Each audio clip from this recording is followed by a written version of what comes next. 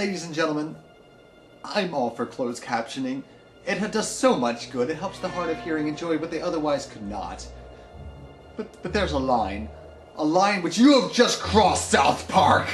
When the lights mercifully go out, and thank God there is not a protracted Saddam and Satan sex scene, the actions going on in the dark are made painfully obvious by the captions.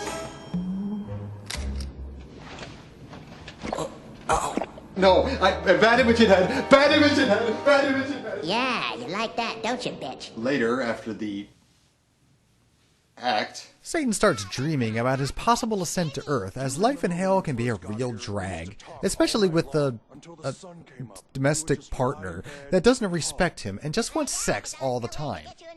What follows is perhaps the most ridiculous musical number ever shown in theaters. Sometimes I think, when I look up real high. An obvious jab at Disney musical numbers, the foremost springing to mind is Part of Your World from The Little Mermaid. It's made to be ludicrous, absurd, and insipid, but why is it so pleasant? Everyone dreams I could dream too. It just gets more and more insane as we go, until we find Satan sipping martinis on the SS Manhandler and cruising on his rainbow hang glider. Jeez, what kind of world would Satan make up there anyway? I want to live up there. The kids have organized, at long last, La Resistance to try and rescue Terrence and Philip from their execution tomorrow at the Big Army USO show. A plan is formulated, and not to be upstaged in front of the love of his life, Stan volunteers to spearhead the mission. Tomorrow, we will all be risking our lives for freedom. God has smiled upon you this day. The fate of a nation in your hands. am I reviewing the animated Les Miserables all of a sudden? Like I said, most songs in the movie parody others, and this one perhaps is the most obvious jab. I couldn't really pin down which song it was trying to lampoon, but perhaps just Les Mis in general. But hell, it sounds pretty close to One Day More. Carry on though you die, La Resistance lives on. Just in case you needed a quick recap on the plot for those who came in late, let's let everyone have a crack at a verse and exposit, exposit, exposit. I want to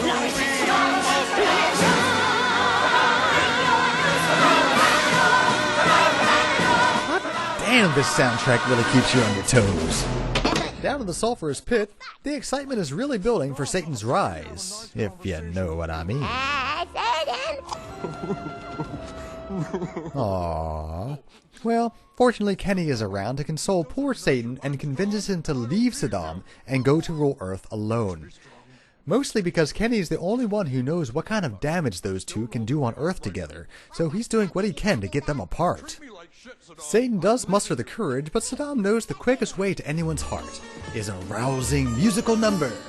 Some people say that I'm a bad. Wow, this is indeed the final act of a desperate man. We don't care if it's the first act of Henry V. He tries to convince Satan that it's not his fault he's so evil and he can really change. Well, I mean, his dance is pretty hypnotic. No. Be strong. Strong.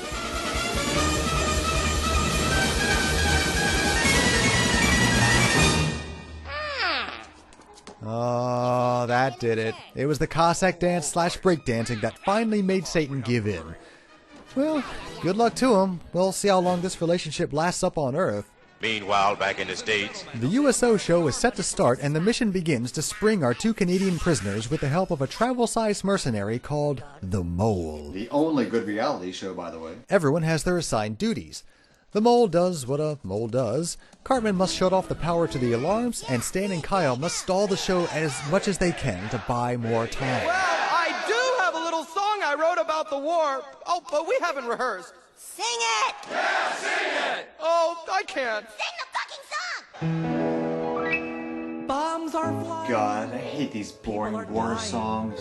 The whole world's gone to hell, but how are you? I'm super! Thanks for asking.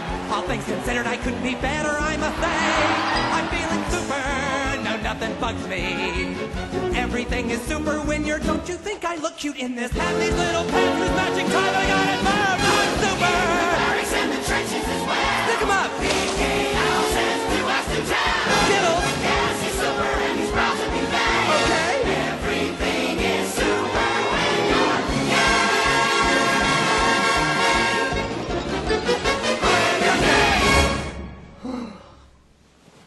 Yes, South Park the movie has given us the penis of Big Gay Al. Thank you, movie. Again! The diversions work, sort of. The alarms, they went off. Yeah, that was my bad, sorry. The belly-up status of the operation seems to have cost them 1 mole. Poor guy. At least he can go out with a stirring Les Mis-style song again. So I die. I can face my mother. Our freedom will be won. Not alone. So I die. La resistance lives on.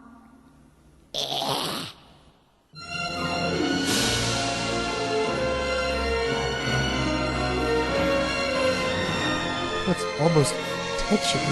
Shit! Almost. The execution nearly goes as planned until the Canadians go on the offensive. This gives Cartman a chance of redemption as he shuts off the power to the chairs. This works, but ends up short-circuiting the V-chip in his head, leading to some interesting side effects as they brave the horrors of war to collect Terrence and Philip. Kyle finally gets his mother's attention, and he tries to explain the idiocy of what she's doing, and she really seems to take all of her son's words to heart. Holy shit, dude! Young man, you watch your mouth. Well, that did it. My time has come. Now begins 2 million years of darkness. Oh, good job, Miss Bloflowski. Thanks a lot. Saddam shows his true colors as he pushes Satan aside to steal all the glory for himself. His fatal mistake comes, however, when he insults Cartman. The genocide, 2 million years of darkness, the megalomania, being a general prick. That's all forgivable, but this, inexcusable! The malfunctioning V-chip now shocks outwardly instead of inwardly whenever Cartman swears.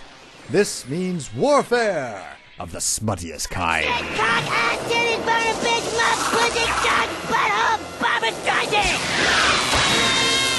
Cartman's ability to stand up to Saddam inspires Satan, who has finally had enough of his bullshit, and casts him back down into the Stygian abyss. I have you to thank, little. Wow. So it turns out that Satan is really a pretty reasonable guy. In payment for showing him the light, he allows Kenny to make any wish he chooses, and he selflessly wishes for everything to return back the way it was before the war began. This will result in the resurrection of all the lives lost and damage caused, but Kenny, dying before the war began, will remain so. Why he just doesn't wish for everything to return the way it was 3 days ago, I don't know. Satan obliges and everything returns to normal. Kenny says his final goodbyes and returns to hell. But hey, at least we got our happy ending. We're down. What a happy end. Finally, we have friggin' Isaac Hayes in this movie, and at last they give him something to sing. In classic cornball movie fashion, everything is wrapped up neatly with a big smile and a song. And perhaps it's the cheese ball in myself, but I love these types of endings. This crescendo the kids have at this point gets me every time.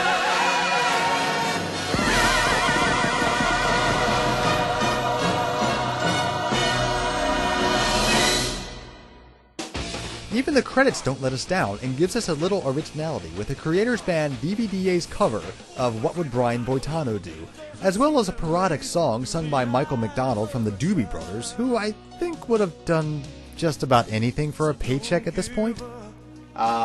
Trey Parker and Matt Stone, always loving to fuck around with our expectations. And what they expected was a vulgar, foul-mouthed animated special full of fart jokes, swearing, violence, and surprises. And that's what they gave us. But they turned it into a musical. Didn't see that one coming, did you guys? Alright, well, it's time for Best Worst. Which song could heal Canadian-American relationships? And which song deserves a V-chip of its very own? For Best, tough decision, but I'll go with Up There. I like the song for what it is, really, but it's what the song stands for that makes me appreciate it. Not only are you watching an introspective musical number in a movie that no one expected to be a musical, but it's an introspective musical number sung by Satan himself after being pissed off by an impish Saddam Hussein. Total rug pull. And Satan has a bitchin' soprano. Worst? Honestly, there's no real bad songs in here, but put a gun up to my head and I'll go with I'm Super. Maybe I'm just against these big overblown Broadway spectacle shows, or perhaps it's just more of a gag or joke song than anything else. It does have its charm, and again, it messes with your expectations by getting more and more outlandish as it goes. But Up There already did that. Seems unnecessary. I should also mention the soundtrack album, which has a lot of surprises on it. It's got remastered versions of the original song, it's got some covers, and even some new stuff that was inspired by the original movie, which means, I don't know what. So, definitely worth checking out. Alright, well, there's another movie in the can. Let's go see what Mr. Dartboard has in store for us next time.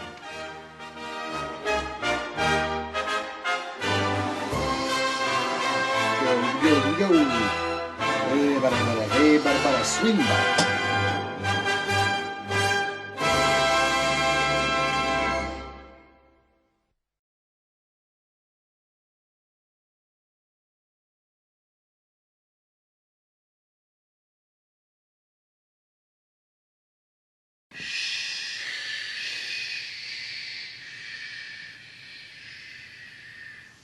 Sounds like steam escaping.